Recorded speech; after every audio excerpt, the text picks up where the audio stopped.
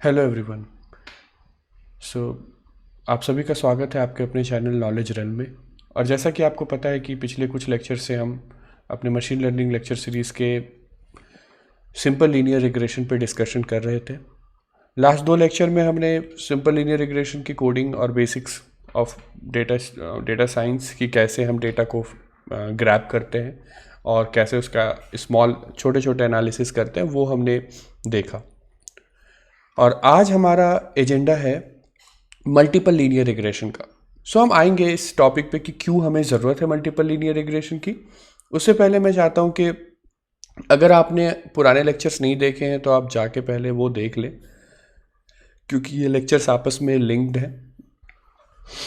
तो आप अगर देख सकें कि पिछले लेक्चर में हमने डिस्कस किया सिंपल लीनियर रिग्रेशन। उस पर हमने देखा कि उस पर हमने एक हाउस डेटा ग्रैब किया जिसमें 21 कॉलम थे, अलग अलग इंफॉर्मेशन थे उसमें। और हमारा जो टारगेट था कि हमारा टारगेट ये था कि हम प्राइस को डिटेक्ट करना चाहते थे यूजिंग अलग अलग एट्रीब्यूट्स। सो चूंकि हम सिंपल लीनियर रिग्रेशन पे काम कर रहे थे, सो हम एक बार में एक एट्रीब्यूट लेते थे एज अ इनपुट और चेक करते थे कि उस पर लीनियर रिग्रेशन कैसा वर्क कर रहा है और क्वालिटी कैसी आ रही है। आज मैंने एनालिसिस के लिए एक और, जैसे पिछली बार हमने एनालिसिस में 3 फैक्टर यूज़ किए थे, mean absolute error, mean squared error and mean squared error का metric square root, so root mean square error. आज हम एक और फैक्टर यूज़ करेंगे। ये सारे फैक्टर्स यूज़ हो सकते हैं लीनियर रिग्रेशन पे, बट ये जो फैक्टर है आर स्क्वायर स्कोर, ये हेल्प करता है हमें एक नंबर जनरेट करके देने में, मतलब एक स्कोर जनरेट करके देने में।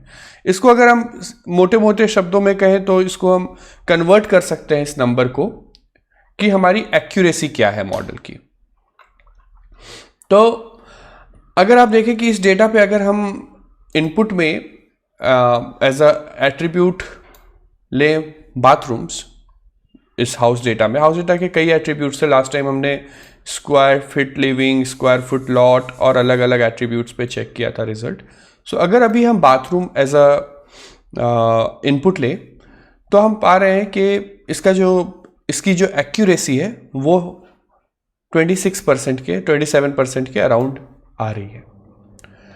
अभी अगर हम इसका एट्रीब्यूट चेंज कर दें, जैसे कि पिछली बार हमने देखा कि अगर हम एट्रीब्यूट यहाँ पे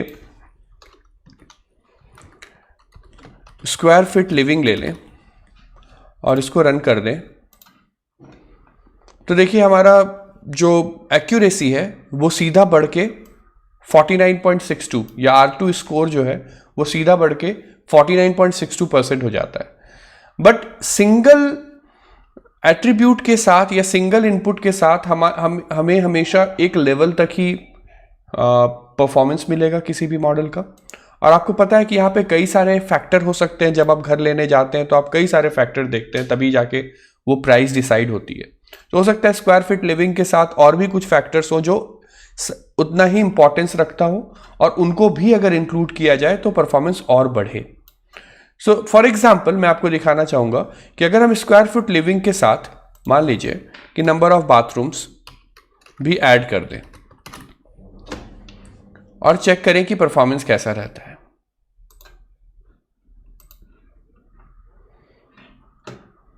तो आप देख सकते हैं कि परफॉर्मेंस जो है वो है 48.75। सो इस नंबर को अगर हम यहां पे लिख के रख लें अनदर एनालिसिस के लिए, और यहां पे हम स्क्वायर फीट लिविंग को चेंज करके कर दें मान लीजिए फ्लोर्स, अभी देखते हैं कि परफॉर्मेंस कैसा है।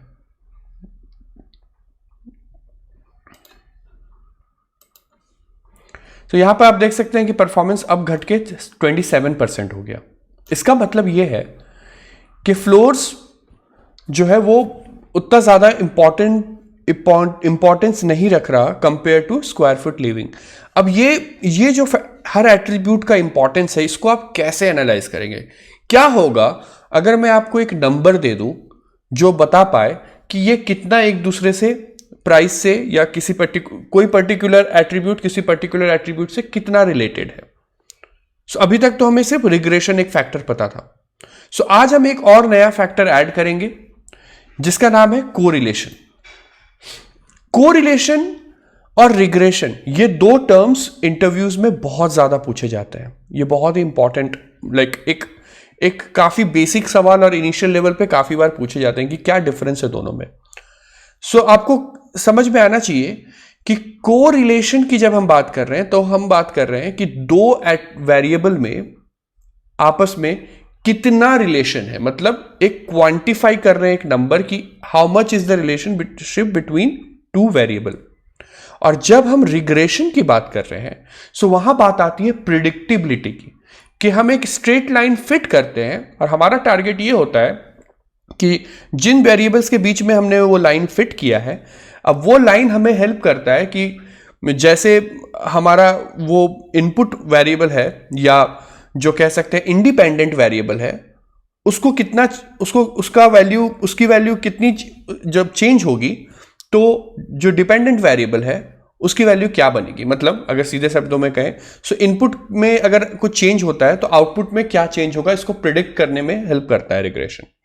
और कोरिलेशन हेल्प करता है दो वेरिएबल के रिलेशनशिप को एक क्वांटिफाई नंबर देने में। सो कोरिलेशन दो तरह के हो सकते हैं, पॉजिटिव कोरिलेशन और नेगेटिव कोरिलेशन।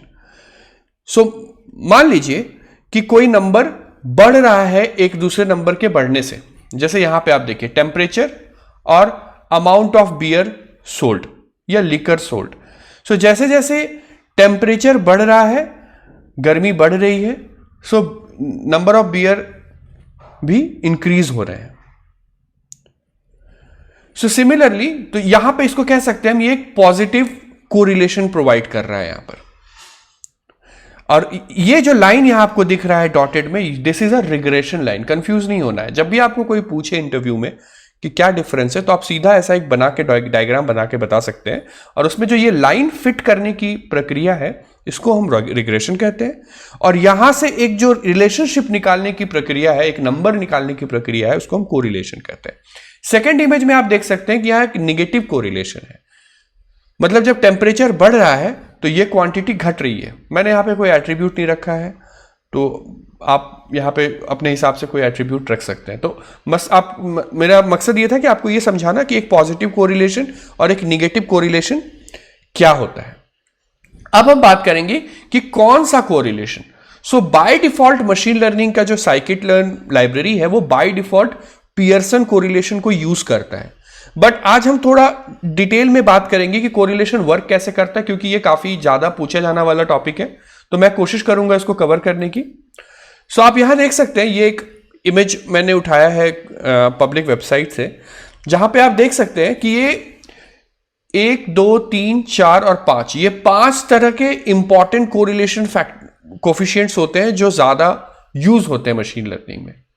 उसमें भी ये 3 जो पहले के हैं, जिसमें है Pearson correlation, Spearman correlation and Kendall, ये 3 बहुत ही ज्यादा यूज किया जाता है। ये दोनों रिलेटिवली कम यूज किया जाता है। आप देख सकते हैं कि कहां किसकी यूजेज हो सकती है। सो आपको यहां पे समझ में आ रहा होगा कि जो पियर्सन कोरिलेशन है उसका एडवांटेज आपको यहां दिख रहा है कि एक easy to use and easy to understand method है, और कंटिन्यूअस इनपुट जो होता है वहां यूज होता है। बाकी के इनपुट जो है वो अलग भी हो सकते हैं, लेकिन कंटिन्यूअस इनपुट के लिए जो हमारा इनपुट है हाउस डेटा का या कोई भी रिग्रेशन एनालिसिस जब हम करते हैं तो वहां हमारे पास एक कंटिन्यूअस डेटा होते हैं। तो उन डेटा पे पियर्सन कोरिलेशन जो नंबर जनरेट करके देता है वो एक बेहतर नंबर होता है। आप चाहें तो अलग अलग कोरिलेशन के वैल्यूज को भी चेक कर सकते हैं, लेकिन आज हम डिस्कस करेंगे पियर्सन कोरिलेशन, और हम कोशिश करेंगे इस प्रॉब्लम को सॉल्व करने की जो हाउस प्राइस का है यूजिंग पियर्सन कोरिलेशन। सो अगर हम पियर्सन कोरिलेशन की बात करें तो इसको अगर सीधे शब्दों में इसका डेफिनेशन दिया जाए तो ये रेशियो है कोवेरिएंस और स्टैंडर्ड डेविएशन का। अगर दो नंबर्स हैं x और y, उन x और y के बीच में कितना कोवेरिएंस है, उसको सीधे शब्दों में अगर कहा जाए तो ये होता है कि degree to which x and y vary together. x और y आपस में जो वैरी कर रहे हैं, किस डिग्री पे वैरी कर रहे हैं, divided by degree of x and Y separately, या इसको कहते हैं हम स्टैंडर्ड डेविएशन। एक्स कितना वेरी कर रहा है और वाई कितना वेरी कर रहा है, इन दोनों की डिग्री का मल्टीप्लीकेशन। पियर्सन कोरिलेशन का फॉर्मूला होता है covariance of between x and Y, अगर दो वेरिएबल एक्स और वाई है, divided by standard deviation of X multiplied by standard deviation of Y. तो अभी हम बात करेंगे कि कोरिलेशन कोफिशिएंट को हम कैसे एनालाइज करते हैं और कैसे एक्सट्रैक्ट करते हैं किसी डेटा से। आप यहां देख सकते हैं कि पियर्सन कोरिलेशन की जो वैल्यू है वो है covariance divided by standard deviation of x and standard deviation of y. यहां पे covariance between x and y हमें पहले निकालना पड़ेगा। सो कोवेरिएंस और एक्स और वाई की वैल्यू क्या होती है? सो कोवेरिएंस अगर आपको इवैल्यूएट करना है, covariance between x and y, तो इसकी वैल्यू होती है expectation of x minus expectation of x and y minus expectation of y. अगर आपने स्टैटिस्टिक्स एंड प्रोबेबिलिटी पहले से पढ़ा हुआ है तो आपको ये बहुत आसानी से समझ में आ जाएगा। नहीं किया है तो एक्सपेक्टेशन ऑफ एक्स अगर हम देखें, थोड़ा सा मैं बेसिक समझा दूं आपको। एक्सपेक्टेशन ऑफ एक्स और कुछ नहीं बल्कि मीन वैल्यू होती है, या इसको हम कहते हैं म्यू ऑफ एक्स, या इसको दूसरी भाषा में कहते हैं एक्स बार। कैसे निकलती है एक्स बार? तो एक्स बार निकालने के लिए आपको उसका समेशन लेना पड़ता है, 1 से लेके लेट्स से n नंबर है, और xi उसका सम ले लिया आपने और डिवाइड कर देते हैं आप n से। सिंपल है। सो ऐसे आप x बार निकालते हैं। सो एक्सपेक्टेशन ऑफ x इस तरह से निकलता है। अब अगर एक्सपेक्टेशन ये पूरे टर्म का निकालना है तो हम कैसे निकालेंगे? हम कोवेरिएंस को ऐसे लिख सकते हैं, covariance of x and y equals to, पहले हम ऐसा लिखते हैं expectation of x minus expectation of x को हम लिख सकते हैं x बार, और y माइनस y बार। सो इस तरह से हमने लिख दिया इसको। अब ये एक्सपेक्टेशन आपको समझ में आ गया कि उसका समेशन डिवाइडेड बाय n है, तो हम इसको यहां पे बस सिंपली सम 1 to n और x minus x bar y minus y bar divide by n, ये हो गया आपका कोवेरिएंस वैल्यू। सिमिलरली अगर आपको निकालना है स्टैंडर्ड डेविएशन, सो उसको हम इस तरह से रिप्रेजेंट करते हैं सिग्मा एक्स। स्टैंडर्ड डेविएशन के लिए सबसे पहले हमें निकालना होता है वेरिएंस, या उसको कहते हैं हम सिग्मा एक्स का स्क्वायर, और इसकी वैल्यू होती है expectation of x minus expectation of X का होल स्क्वायर। सो अगर हमें सिग्मा एक्स निकालना है तो क्या हो जाएगा? सिग्मा एक्स हो जाएगा इसी का under root of sigma X square, sorry sigma X square.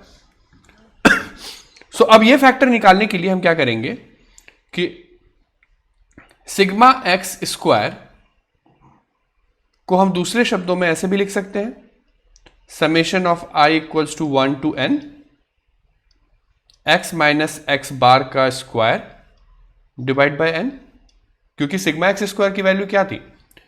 Expectation of x minus expectation of X का स्क्वायर।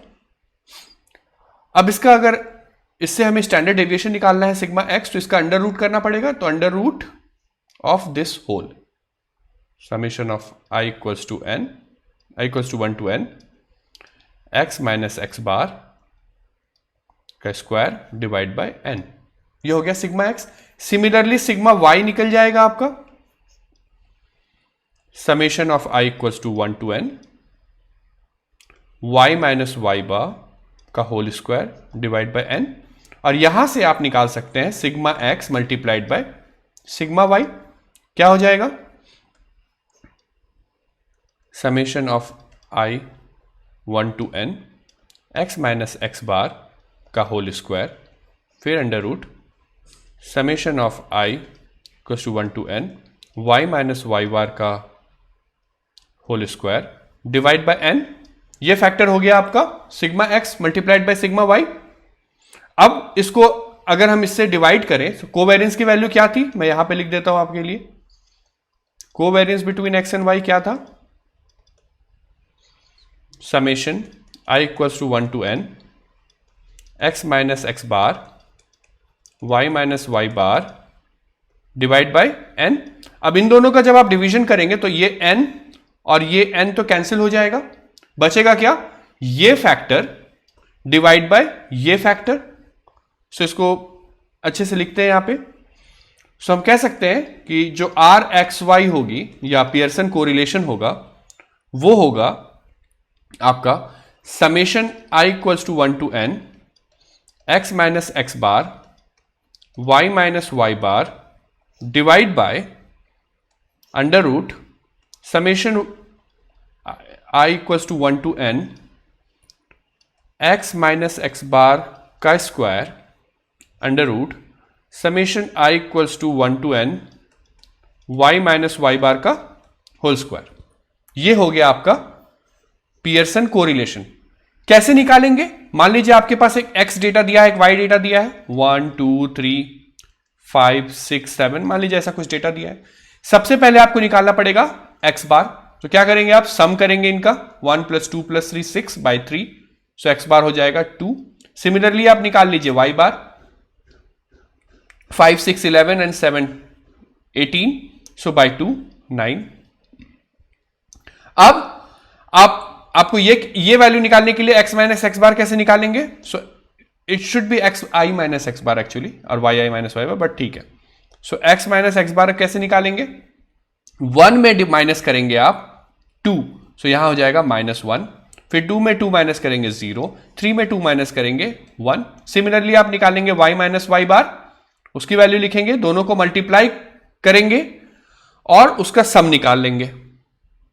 यहां पे क्या करेंगे आप, x माइनस एक्स बार आपने निकाल लिया, इसका रूट स्क्वायर निकाले और उसका सम कर ले, इसका स्क्वायर एक एक टर्म का कर ले और सम कर ले और उसका अंडर रूट निकाल ले। सिमिलरली y में कर ले। इन दोनों का जब डिवाइड करेंगे जो नंबर बन के आएगा वो नंबर होगा आपका कोरिलेशन। और ध्यान रखिए जब भी आपसे कोई पूछे कोरिलेशन का रेंज क्या होगा, तो ये होता है -1 से +1। अभी मैंने कहा था निगेटिव और पॉजिटिव, अगर एकदम निगेटिवली कोरिलेटेड है तो -1 वैल्यू आ जाएगी, और बिल्कुल पॉजिटिवली कोरिलेटेड है तो +1 आ जाएगी। मतलब अगर वो x की वैल्यू बढ़ रही है, y की वैल्यू बढ़ रही है एक साथ, तो +1 मिलेगा के आसपास मिलेगा।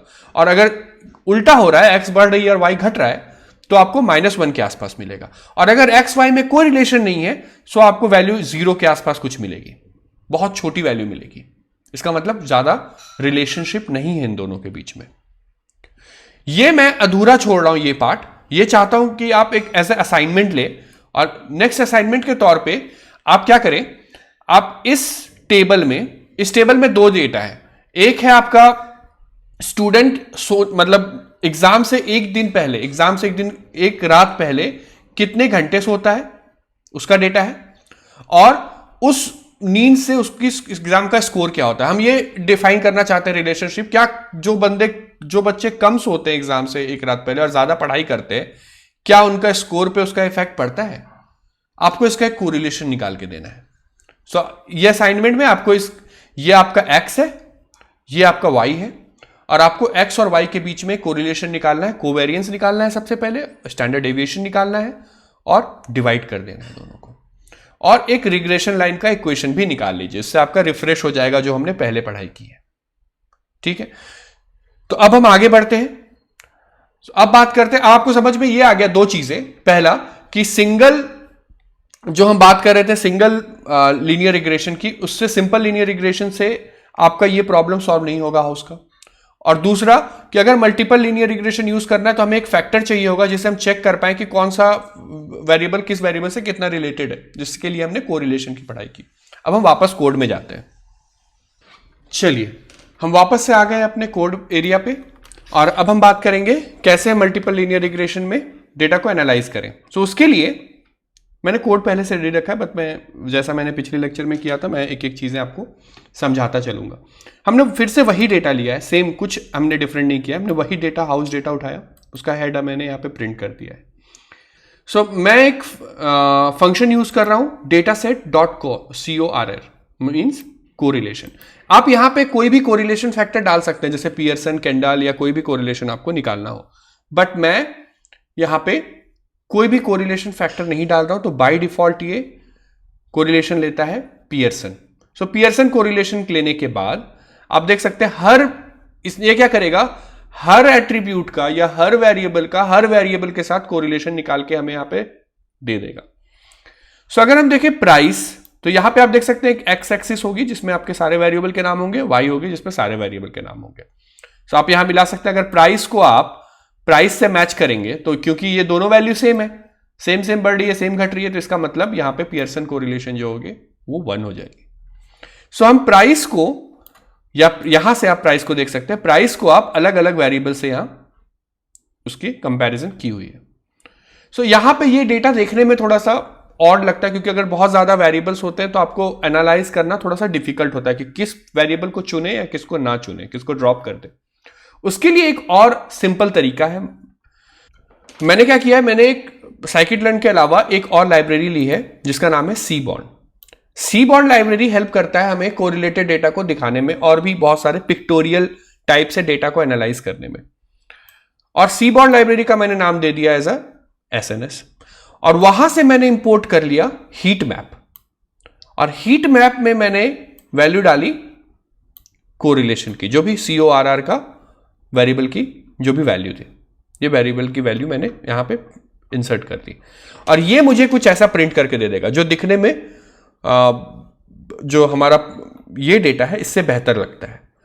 यहां पे आप देख सकते हैं साइड में ये बताता है कि कोरिलेशन कितना है, वो उसका कलर क्या है हीट मैप के तरीके से। सो अगर बहुत ही हाई कोरिलेटेड है कोई डेटा तो उसका कलर बहुत ही मतलब लाइट होगा, और कोई डेटा का अगर कलर बहुत ज्यादा रेड है तो यहां पे एक रेड के फॉर्म में मैं यहां पे कलर भी चेंज कर सकता हूं, बहुत सारे ऑप्शन है। सो आप कलर चेंज कर सकते हैं या ग्रे स्केल में भी ले सकते हैं डेटा को। सो अगर बहुत डार्क वैल्यू है तो उतना ही कम कोरिलेटेड है डेटा, ठीक है। सो यहां पे निगेटिव पॉजिटिव कोरिलेशन दोनों को एक साथ देख लिया जाता है, इसलिए आपको लग रहा होगा यहां पे -1 से 1 क्यों नहीं है डेटा, 0 से 1 है, करेक्ट। सो जो माइनस की वैल्यू है, क्योंकि वो भी अगर कोई वैल्यू -1 आ रही है तो वो भी कोरिलेटेड है, राइट, बट वो निगेटिवली कोरिलेटेड है, लेकिन है तो कोरिलेटेड। तो अगर कोई कोरिलेटेड है डेटा तो उसका तो अब प्रभाव पड़ेगा ही ना आपके रिजल्ट पे, तो इसलिए उसको भी ये मॉड में वैल्यू को ले लेता है। और यहां पे आपको माइनस में जो भी वैल्यूज दिख रही होंगी, ये सारे वैल्यूज यहां पे एज अ पॉजिटिव में आ जाते हैं। और आप यहां देख सकते हैं कि ये जो डायगोनल वैल्यू होगी ये हमेशा सबसे लाइट दिखेगी, क्योंकि ये वैल्यू बिल्कुल 1 है, राइट, आईडी की आईडी से, प्राइस की प्राइस से, इसलिए व्हाइट दिख रही है। आप चाहें तो डायगोनल तक का भी, एक डायगोनल को भी प्रिंट कर सकते हैं, अगर आपको जैसे ये इसमें से एक डायगोनल को हटा देने से भी कोई फर्क नहीं पड़ेगा। अब हम काम की बात पे आते हैं। हमें काम है प्राइस से, राइट। हमें यह देखना है कि प्राइस किस किस से कितना रिलेटेड है। आप देखिए कि प्राइस का जो रिलेशन है वो सबसे ज्यादा जो लाइट कलर है वो ये इस पे आ रहा है, जो कि है स्क्वायर फुट लिविंग। सो मैं यहां पे लिखता भी मैं चला गया हूं, तो मैंने यहां पे स्क्वायर फुट लिविंग को लिख दिया, ठीक है। एक मुझे ये दिख रहा है प्राइस का रिलेशन लाइट ग्रेड के साथ, सो मैंने ग्रेड भी लिख दिया। अब मैं अगर ऊपर देखना चाहूं कि उसकी एक्चुअल वैल्यू क्या है, तो मैं यहां पे देख भी सकता हूं प्राइस की वैल्यू स्क्वायर फुट लिविंग से, आप देखिए 0.70 का कोरिलेशन है, इट्स अ गुड कोरिलेशन। सो मैंने इस तरह से 2 वैल्यू लिखे, ग्रेड, स्क्वायर फुट लिविंग। अब हम देख सकते हैं यहां पे तीसरा एक आ रहा है स्क्वायर फुट अबव, वो भी लिखा, और एक मैंने एक्स्ट्रा लिया है वैल्यू, मान लीजिए बाथरूम, ये वाली। देखिए यहां पे आपको अब चुनना है कि किस तरह से आपको कौन सा लग रहा है बहुत लाइट है, कौन सा बहुत हाई वैल्यू है, जिनको आप सिर्फ पिक करना चाहते हैं और बाकी को आप ड्रॉप कर दें। तो यहां पे हमने क्या किया, मल्टीपल लीनियर रिग्रेशन में हमने 4 वैल्यू चुने। तो अभी तक आपको यह समझ में आ गया होगा, राइट, कि सिंगल लीनियर रिग्रेशन में हम एक वैल्यू ही चुनते थे, मल्टीपल में हम मल्टी वैल्यू ले रहे हैं। सो मल्टीपल में हमने 4 वैल्यूज चुनी। यहां पे इन 4 वैल्यूज पे हमने लगाया मेथड, सेम काम किया जो पहले हम कर रहे थे पिछले लेक्चर में। तो इस पे जो वैल्यू हमें मिली, मैं एक बार फिर से रिफ्रेश कर लेता हूं, इस पे जो हमें R2 स्कोर मिला, या एक्यूरेसी जो है ये हो जाएगी 54.2%। अब पीछे क्या आ रही थी हमारी एक्यूरेसी, मैक्सिमम आई थी 48.75%, 2-3 जो हम रैंडमली उठा रहे थे अपने हिसाब से। लेकिन जैसे ही हमने एनालिसिस में थोड़ा सा कोरिलेशन भी इन्वॉल्व किया तो हमारी इंप्रूवमेंट दिखी हमें यहां पे।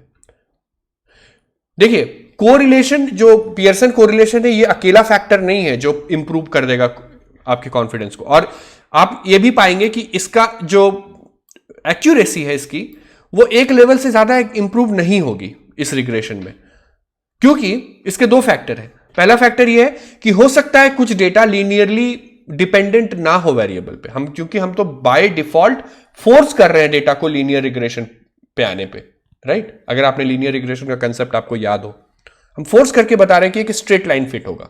हो सकता है कुछ डेटा ऐसे हो जहां पे स्ट्रेट लाइन फिट ना हो रहा हो, प्लस कुछ डेटा हम अच्छे से पिक नहीं कर पा रहे हो। इसी वजह से जो एक्यूरेसी है वो एक लेवल तक 0.5, 0.6 और 0.7 के अराउंड घूमती रहेगी। इससे ज्यादा एक्यूरेसी लेने के लिए हमें मेथड को हो सकता है चेंज करना पड़े, या हमें अडॉप्टिवली मेथड्स को चुनना पड़े। लेकिन मेरा मकसद आपको समझाने का यह है इस लेक्चर में कि मशीन लर्निंग की बेसिक्स, जो रिग्रेशन की ब्यूटी है, वो आपको समझ में आए। और कोई भी आज से आपको यह सवाल पूछे कि लीनियर रिग्रेशन क्या होता है, या लीनियर रिग्रेशन की क्या बाउंडेशन है, या लीनियर रिग्रेशन के कितने तरह के लीनियर रिग्रेशन होते हैं, ये सब सवालों का आप आसानी से जवाब दे पाए। और अब आपको बहुत ही आसानी से कोई भी डेटा पे लीनियर रिग्रेशन लगाने को भी समझ में आ गया होगा। ये आप देख पा रहे हैं। अब आपका टारगेट ये है, एक और असाइनमेंट है आपके लिए, कि आपको इस पे चेंज करना है डेटा को।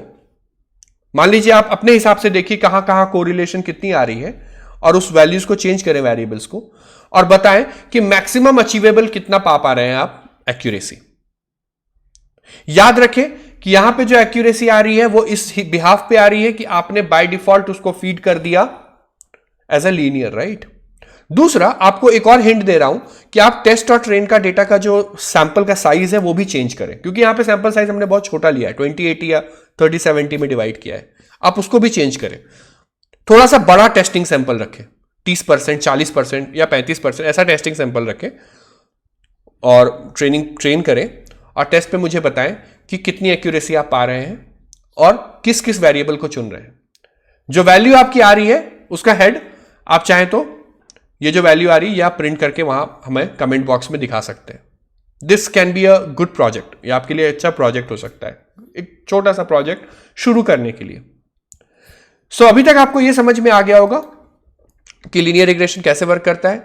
नेक्स्ट लेक्चर के लिए एक्चुअली ये फिक्स नहीं है, मैं सोच रहा हूं कि लॉजिस्टिक रिग्रेशन आपको समझाऊं, बट मैं हो सकता है कि कोई दूसरा रिग्रेशन मेथड लेके आऊं नेक्स्ट लेक्चर में, बट मोस्ट प्रोबेबली हम लॉजिस्टिक रिग्रेशन शुरू करेंगे नेक्स्ट लेक्चर में।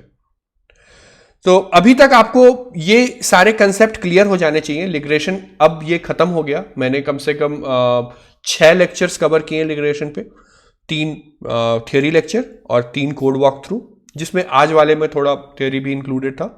तो मुझे लगता है कि अब तक आपका कंसेप्ट इसमें क्लियर हो जाना चाहिए। अभी भी अगर आपको लगता है कि रिग्रेशन में कुछ और समझना बाकी है बेसिक्स पे, तो आप मुझे पिंग कर सकते हैं या आप मुझे कमेंट कर सकते हैं। असाइनमेंट्स पूरी तरह से करें, और चैनल के बारे में अगर आपको लगता है कि आपको इससे फ़ायदा हो रहा है तो अपने दोस्तों, अपने फ्रेंड्स में इसको सर्कुलेट करें, शेयर करें, जिनको भी ज़रूरत है ऐसे चैनल्स की। और मैं ऐसे लेक्चर्स अब वापस लेकर आता रहूँगा। तब तक के लिए धन्यवाद।